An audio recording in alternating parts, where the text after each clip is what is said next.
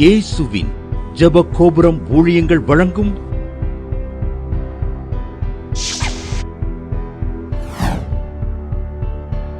நம்பிக்கையிலே சந்தோஷமாயிருங்கள்.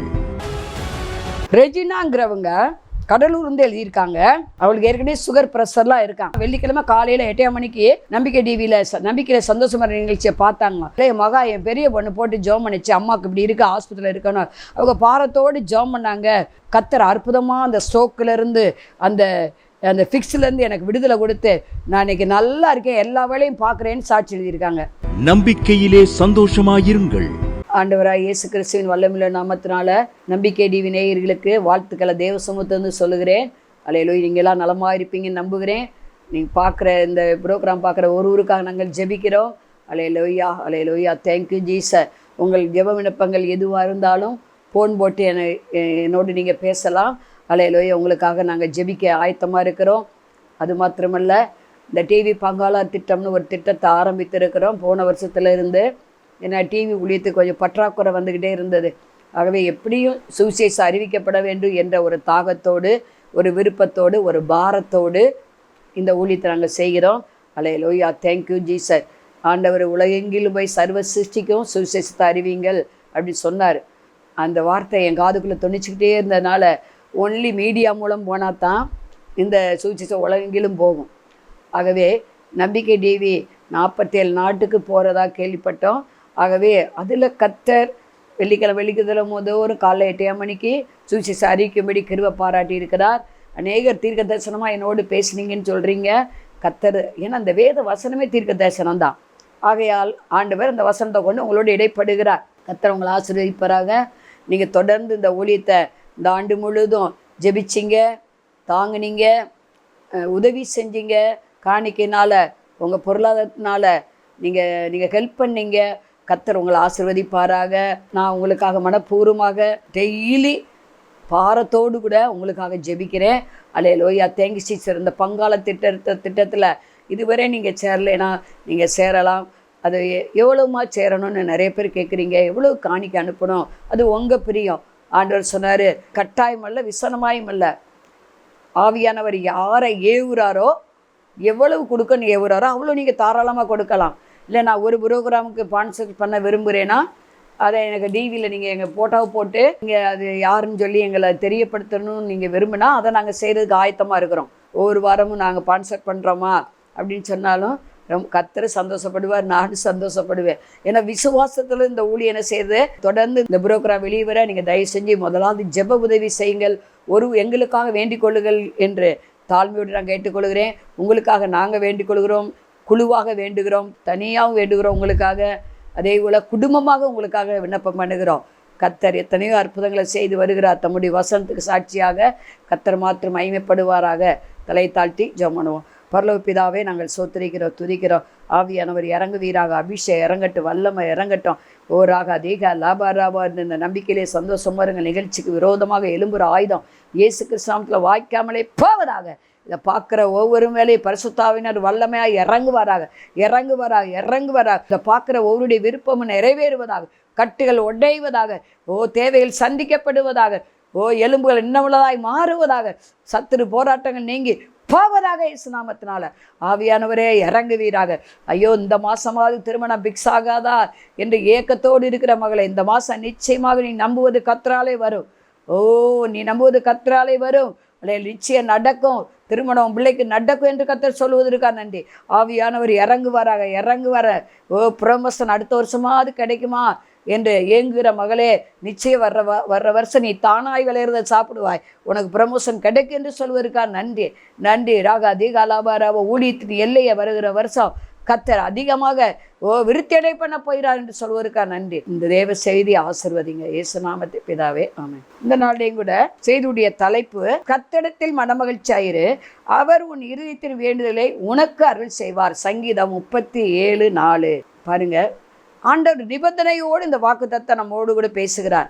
எப்படின்னா, நீ மனமகிழ்ச்சியாக இருக்கணும். கர்த்தரிடத்துல, மனுஷரிடத்துல இல்லை, உலகத்தார் இடத்துல இல்லை, சமுதாயத்தின் இடத்துல இல்லை, ஜாதி இடத்துல நீ மனமகிழ்ச்சியாருன்னு சொல்லலை. கர்த்தரிடத்துல, கர்த்தருடைய சமூகத்தில் ஆனந்தமும் அவருடைய வலது பார்சத்தில் நித்திய பேரின்பும் உண்டு. அதாவது நித்திய மகிழ்ச்சி உண்டு. கர்த்தரால் மீட்கப்பட்டவர்கள் களிப்புடன் பாடி சீயோனுக்கு வருவார்கள். நித்திய மகிழ்ச்சி ஒரு தலையில் உண்டாயிருக்கும். சஞ்சலம் தவிப்போம் ஓடி போகின்ற ஏசாயா 55:10 வாசிக்கிறோம். அப்போ கர்த்தரிடத்தில் மன மகிழ்ச்சியாக இருக்கணும். இன்றைக்கி பாருங்கள், அநேக தேவ சமூகத்துக்கு போனால் கதறி தான் அழுகிறோம் இல்லையா? ஆண்டவரே நான் தெரியாமல் செஞ்சுட்டேன், மன்னிப்பு கேட்கறது தப்பு இல்லை, அழுகிறது தப்பு இல்லை. ஆனால் நம்ம மன வேண்டுதல் கேட்கப்படுவதற்கு மனமகிழ்ச்சியாக இருக்கணும்னு சொல்லுகிறார் ஆண்டவர். யூதாவை கர்த்தர் மனமகிழ்ச்சி நாற்றாய் வைத்திருக்கிறாராம். மனமகிழ்ச்சியாக இருக்குன்னு விரும்புகிறார். நம்ம பிள்ளைங்க உம்முன்னு இருந்தால் நமக்கு எப்படி இருக்கும்? இல்லைனா போன்னு எப்போ வந்து அழுதுகிட்டே இருந்தால் நம்ம சந்தோஷப்படுமா? சந்தோஷமாடுறா, ஃபெயிலாக சந்தோஷமாடுறா, அடுத்து பாஸ் ஆகிக்கலாம், தட்டி கொடுக்கணும். இந்த நீட்டில் போச்சா பரவாயில்லடா, அடுத்த நீட்டு எழுதி வாடா. அப்படி பெற்றோரே நீங்கள் தானோ அவர்களை சந்தோஷப்படுத்தணும். நீ படித்தேன், நான் பணம் கட்டினேன், போச்சு நீங்கள் அழுதிங்கன்னா அதுகளுக்கு இருக்கிற படிப்பும் போயிடும். என்கரேஜ் பண்ணணும். தேவனிடத்தில் அன்புறவர்களுக்கு சகலமும் எப்படி நடக்குதா? நன்மைக்கு எதுவாக நடக்கிறது. ஆண்டவர் இந்த இடத்துல ஒரு கண்டிஷன் போடுகிறார். நான் மறுபடியும் உங்களுக்கு சொல்லுகிறேன், மனமகிழ்ச்சியாக இருங்க, மனமகிழ்ச்சியாக இருங்க. உங்கள் இருதயம் சந்தோஷமாக இருக்குன்னு சொல்கிறார் ஆண்டவர். அப்பொழுது உங்கள் இருதயத்தை வேண்டுதலாக அருள் செய்வாராம். ஏன்னா நாவின் பிரதித்துறை கர்த்தராலே வரும்.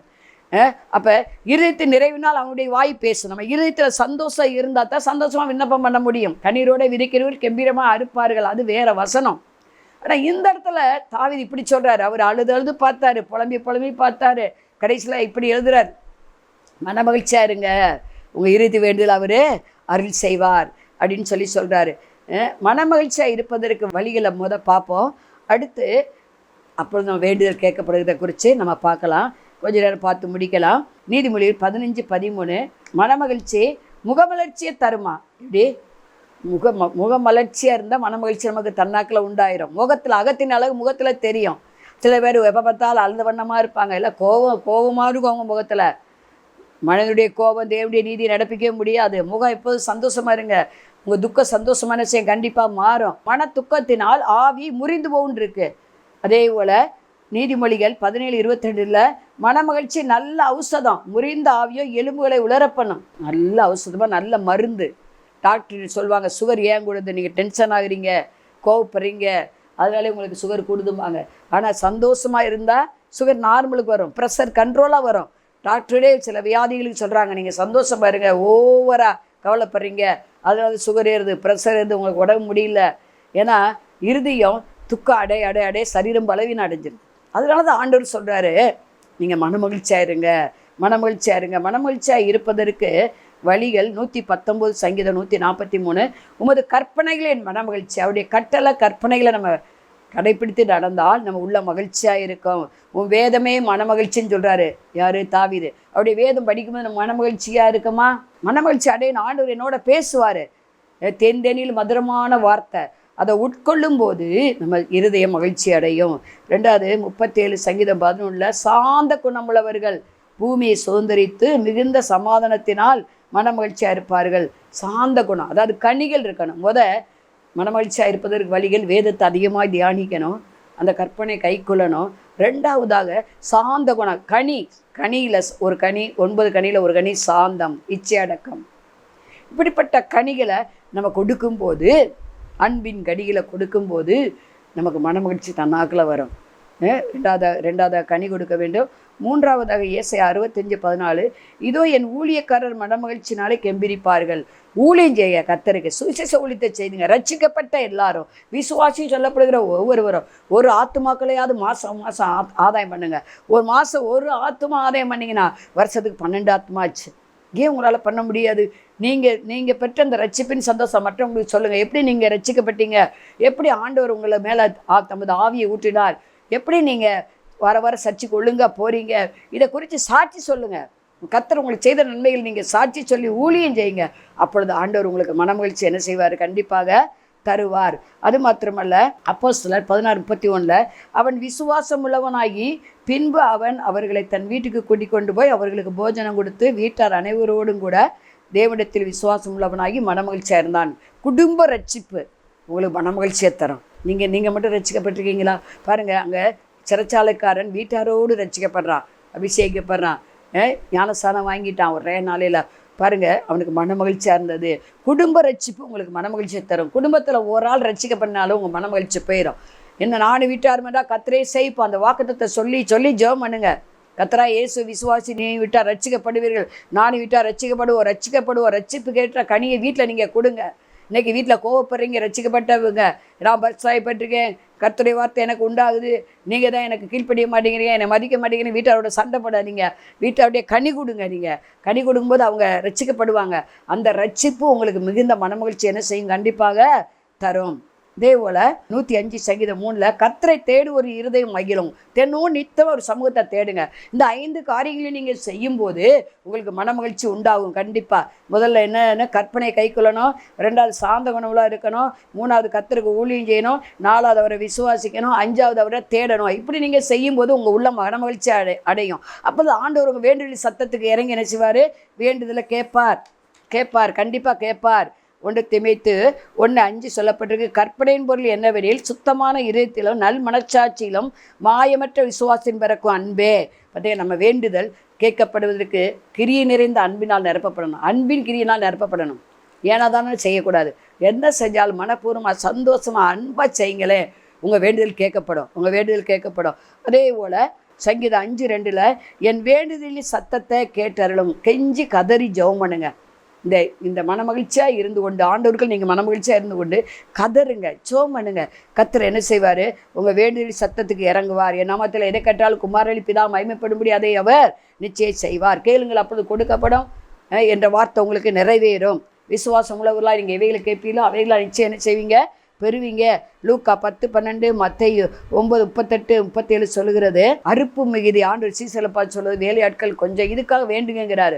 அடுத்தபடியாக நம்ம மனமகிழ்ச்சியாக இருந்து வேண்ட கொண்டியது ஊழியர்களுக்காக வேண்டணும். அதாவது ஊழியக்காரங்க பத்தாது. அறுப்பு மிகுதி. இன்றைக்கி டாக்டர் படிக்கிறதுக்கு சீட்டு கிடைக்க மாட்டேங்குது, என்ஜினியர் படிக்கிறதுக்கு சீட்டு கிடைக்க மாட்டேங்குது, வேலை கிடைக்க மாட்டேங்குது. அதுக்கெல்லாம் கூட்டமாக கையில் ஃபார்மை வச்சுக்கிட்டு என்ன செய்கிறாங்க? ஒவ்வொரு கம்பெனியாக ஏறி இறங்குறாங்க இல்லையா? ஒரு தம்பி இப்படி சொன்னாருமா, 5 வருஷம் ஆச்சுமா நான் படித்து, நானும் போடாத கம்பெனி கிடையாது, எல்லாத்துக்கும் என் பயோடேட்டாவை நான் அனுப்பிட்டேம்மா, ரிசீம் அனுப்பிட்டே இருக்கேன், ஒன்று கூட வரலை. பாருங்கள், ஆண்டவுடைய வேலைக்கு அப்படி யாரும் வரமாட்டேங்கிறாங்க. ஆண்டவுடைய வேலைக்கு ஒப்பு கொடுக்க வைத்து ஊழியத்துக்கு ஆள் கம்மியாக இருக்காங்க. பரிசுத்தமாய் உண்மையாக ஒழுக்கமாக குற்றமற்றவர்களாக நல்ல தீர்க்கதரிசன வல்லமையோடு கூட ஊழியம் செய்கிறவங்க ரொம்ப கம்மி. ஆகவே ஊழியக்காரர்களுக்காக நீங்கள் மனமகிழ்ச்சியாக இருந்து வேண்டும் போது ஆண்டவர் நல்ல ஊழியர்களை எழுப்பி தருவார். அதே போல் நம்ம விசுவாசம் நம்ம காப்பாற்ற முடியாது. ஆண்டவர் நமக்காக வேண்டுதல் பண்ணுவார். நம்ம விசுவாசம் ஒளிந்து போகாதபடிக்கு வேண்டுதல் பண்ணுவார். லூக்கா 22:32 எழுதப்பட்டிருக்குது. ஆகவே ஆண்டவர் நமக்காக வேண்டுதல் பண்ணும்போது நம்ம வேண்டுதல் கேட்கப்படும். அல்லேலூயா. யாக்கோபு 5:16 நீதிமான் செய்ய ஊக்கமான வேண்டுதல் அவனுக்கு கொடுக்கப்படும். நம்ம நீதிமானாக இருக்கணும், விசுவாசம் நீதிமானாக இருக்கணும். அல்லேலூயா. நீதிமான் விருப்பமெல்லாம் நிறைவேறும் என்று சொல்லி நீதிமொழிகள் 10:24 வாசிக்கிறோம். ஆகவே மனமகிழ்ச்சியாக இருந்து கொண்டு நீங்கள் என்ன வேண்டுனாலும் ஆண்டவர் என்ன செய்வார்? அப்படி சித்தப்படி வேண்டுதல் பண்ணும்போது அதுக்கு இறங்குவார். தலையை தாழ்த்தி ஜெபம் பண்ணுவோம். பரலோக பிதாவே, நாங்கள் சொத்துரிக்கிறோம், துதிக்கிறத பார்க்குற ஒவ்வொருவரையும் ஆசீர்வதிங்க. கர்த்தருக்குள்ள மனமகிழ்ச்சியாக இருப்பது எப்படி என்று ஆண்டவரே ஒரு கற்றுத்தாங்க. ஆண்டவரே வேண்டுதலின் சத்தத்துக்கு இறங்க தாவீதுக்கு இறங்கினவர், ஆண்டவரே மோசேக்கு இறங்கினவர், ஆண்டவரே ராக அன்னாளுக்கு இறங்கினவர், மரியாளுக்கு இறங்கினவர், ராக அதிகாலா இதை பார்க்குற ஒவ்வொருவருக்கும் இறங்குவீராக. வேண்டுதல் சத்தத்தை கேட்பீராக. சகரியா வேண்டுதல் சத்தத்தை கேட்டவர், யாபேசின் வேண்டுதல் சத்தத்தை கேட்டவர். இதை கேட்குற ஒவ்வொருவருக்கும் இப்போ எதுக்காக இப்போ என்னோடு சேர்ந்து வேண்டுதல் பண்ணுறாங்களோ ஆண்டவரே அந்த காரியம் இப்போதே வாய்ப்பதாக சந்தோஷம் மகிழ்ச்சி உண்டாகட்டும். அடைய கடன் நீங்கட்டே இயேசு நாமத்தினால, அலையில குடும்ப ஜெபம் உண்டாகட்டே இயேசு நாமத்தினால. ஆசீர்வதிங்க இயேசு நாமத்தை பிதாவே. மாணவர்களே, அதிசய கல்வாரி ஊழியங்கள் மூலம் ஒவ்வொரு மாதமும் தேவனால் எல்லாம் கூடும் பத்திரிகையை நாங்கள் வெளியிடுகிறோம். தேவ சமூக பாடல்கள் DVD, ACD இந்த பாடல்களை நாங்கள் வெளியிடுகிறோம். அதிசய கல்வாரி ஊழியம் இது தீர்க்க தரிசன ஜெப ஊழியமாக நடைபெறுகிறது. இந்த ஊழியங்களுக்காக ஜெபிக்க காணிக்கையை அனுப்ப தாங்க மறவாதிருங்கள். ஜெபிக்கிற, கொடுக்கிற, உழைக்கிற உங்கள் ஒவ்வொருவரையும் ஆண்டவர் தாமே ஆபிரகாமை ஆசீர்வதித்தது போல சகல விதத்திலும் உங்களை ஆசீர்வதிப்பாராக. ஆமென். அன்பிற்குரியவர்களே, இந்த ஊழியத்தை உங்கள் காணிக்கைகளால் தாங்குபவர்களின் கவனத்திற்கு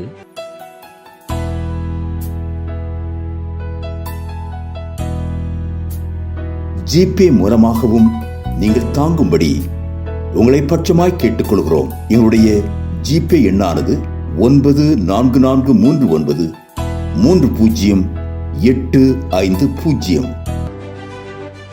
எங்களது முகவரி சகோதரி எலிசபெத் சுந்தர்ராஜன், எண் 27, பொதிகை தெரு, குழந்தைச்சாமி நகர், வண்டியூர், மதுரை 20.